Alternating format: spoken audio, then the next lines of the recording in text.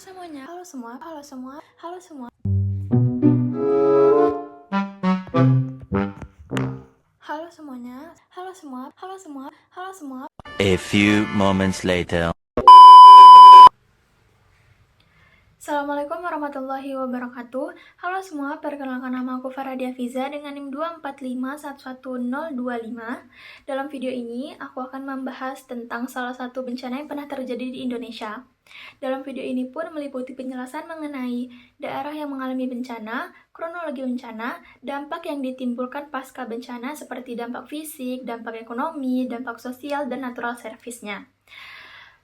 Yang terakhir tentu saja upaya pencegahan untuk meminimalisir dampak bencana yang di masa yang akan datang.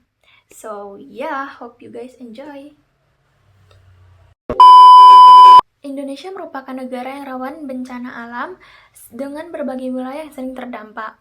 Sebagai contoh, daerah rawan banjir di Indonesia meliputi Aceh, Sumatera Barat, Banten, DKI Jakarta, Kalimantan Barat, dan lain sebagainya.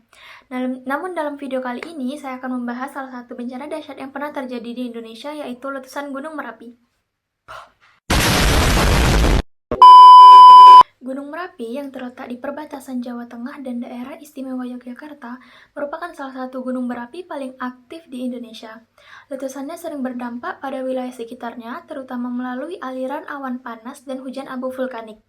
Dampak dari letusan Gunung Merapi dapat meluas tergantung pada intensitas erupsi dan arah angin yang membawa abu vulkanik.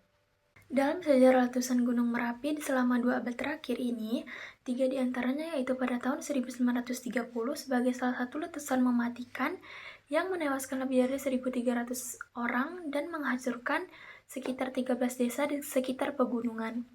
Kemudian letusan pada tahun 2006 yang menghasilkan awan panas dan lava pijar, dan yang terakhir yaitu letusan pada tahun 2010 yang menghasilkan awan panas, abu vulkanik yang menyebar hingga ratusan kilometer, dan alihan lahar yang mengakibatkan setidaknya 353 orang meninggal dunia dan sekitar 350.000 orang mengungsi.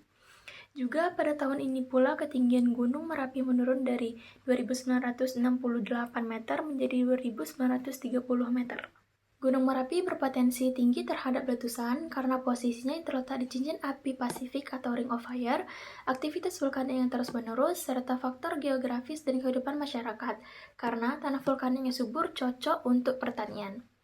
Lanjut pada kronologinya ialah sebagai berikut.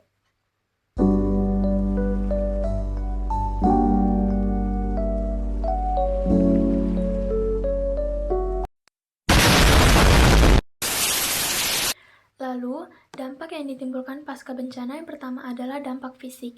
Dampak fisik ini mengganggu kesehatan dengan menyebabkan gangguan pernapasan pada manusia dan hewan, menyebabkan gangguan transportasi baik di darat, udara, maupun di laut karena lapisan abu yang tebal.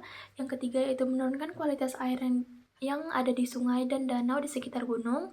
Dan yang keempat ada kerusakan infrastruktur sehingga menghambat upaya evakuasi. Lalu yang kedua ada dampak ekonomi.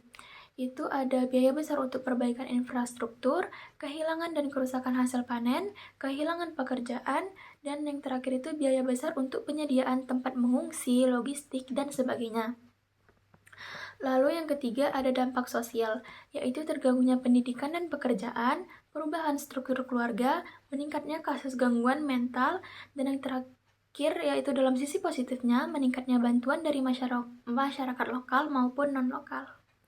Lalu yang terakhir yaitu adalah natural service-nya, yaitu ada penyuburan tanah, pembentukan ekosistem baru menjadi objek wisata, dan penyediaan bahan konstruksi. Nah, yang terakhir, apa aja sih upaya pencegahan untuk meminimalisir dampak di lokasi tersebut di masa yang akan datang? Yang pertama ada peningkatan sistem dan peringatan dini, edukasi dan pelatihan masyarakat, sosialisasi perencanaan evakuasi, dan yang terakhir adalah pemanfaatan teknologi informasi. Nah, itulah tadi pembahasan singkat tentang salah satu bencana yang pernah terjadi di Indonesia. Semoga dengan adanya video pembahasan singkat tentang ini dapat menambah wawasan serta meningkatkan rasa ingin tahu terhadap bencana-bencana lain yang pernah terjadi. Oke, that's all from me. Sampai jumpa di tugas video selanjutnya. Bye!